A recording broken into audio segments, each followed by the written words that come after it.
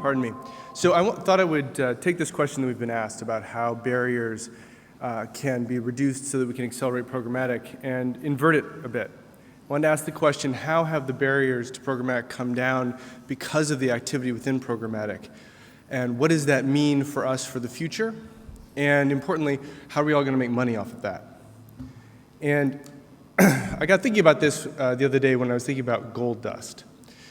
In California, about 170 years ago, they found gold, and as soon as everybody had it, they started doing things like buying their shovels, their donkeys, and their food with gold dust, because they didn't have the currency and the weights and measures to do anything else. And what happened after that was the government came in and other people came in with the standards, the weights, the measures, the currencies, the tools to facilitate the economy, accelerate that economy, and those tools enabled and heralded a lot of the booms that came in California after that. I think we're in a very similar position right now with programmatic.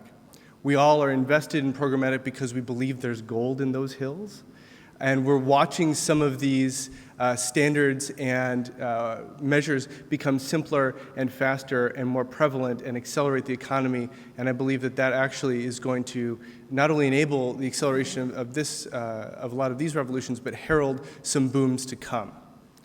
So let me get out of metaphor and into specifics. What am I talking about? About a year ago, we sat with our friends at Integral Ad Science and we asked the question, what's the value of paying attention to non-human traffic? Not getting it to zero, but just as an organization focusing on minimizing it as part of your overall ad buy. And the short answer to that question is basically 20% of the value of your ad buy. And so once we came out with that paper, a lot of smart advertisers said, that's great, we can be 20-25% more efficient than our competition, we'll do that. And then the smart but slightly slower moving advertisers did the same thing. And then we at Tubemogul sat back and said, aha, this looks a lot like another California boom. It looks a lot like the e-commerce boom.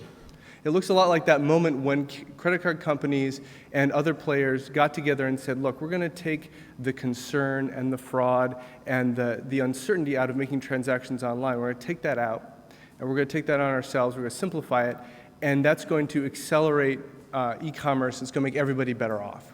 We said, that sounds good. Let's do that. So what we did is we decided we were going to enable a near zero level of fraud or guarantee a near zero level of fraud on Tubemogul ad buys, or buys through our platform. So what that's meant is a couple different things. One is, obviously it's accelerated the commerce. Another thing is it hasn't made fraud go away. It just changed who's got to pay attention to it from advertisers to other people. And it's taken away some of the advantage that people who really focused on fraud and fraud minimization out, and so they don't have a competitive advantage over others, so they've had to look elsewhere. And the obvious place to look, and another example of how some of these barriers have come down, is around the shift in viewability.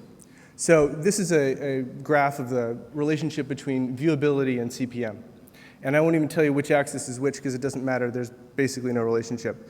And a lot of advertisers looked at that and they said, that's terrible. But some advertisers looked at that and said, this is an opportunity. We're going to go into this space and we're going to say, look, we can find places where we can get extremely efficient access to viewable impressions. And again, the smart advertisers figured that out. And they got in there and they found really efficient ways to differentiate themselves from their competition. The smart but slightly slower moving ones did the same thing. And again, we, as a platform, and to be fair, others as well, looked at that and said, wow, why don't we simplify this and allow people to transact, as the previous panel was talking about, on viewable impressions. Allow them use our algorithms to find them for them and only charge for the impressions that are accessed that are viewable. And again, this accelerated the commerce. It removed some advantage for some specific advertisers, but made nobody worse off. Everybody is still transacting very quickly and smoothly. And one of the interesting upshots of this is that actually it had a follow-on effect to publishers, where we've seen publishers have rising rates of viewability as they get clearer and clearer signal from us about where where valuable, which ads are going to be valuable to us as we buy them. So you might be sitting here thinking, like, Taylor, what are you trying to tell me? Are you trying to tell me that all these things are just going to get faster and simpler, and we're not going to be having this conversation a year from now? And clearly, from the previous panel, that's not true. But also, it's not my point. My point is that's what I call BID thinking, or BlackBerry, iPod, duct tape thinking. When the iPhone came out, I had a BlackBerry, I had an iPod, and I had duct tape. And I was convinced that I could get the full value of an iPhone by combining all three of those into one object, because I didn't see what the value of what value that this new synergy really unlocked.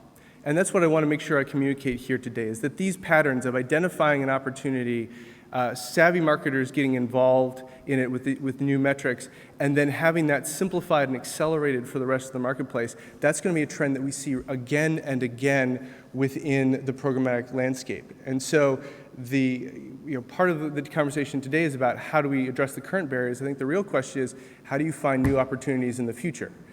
Especially if you're an advertiser. So, and there are many, many opportunities, more than there are apps on an iPhone. We can talk about attention, we can talk about creative, we can talk about a huge number of things.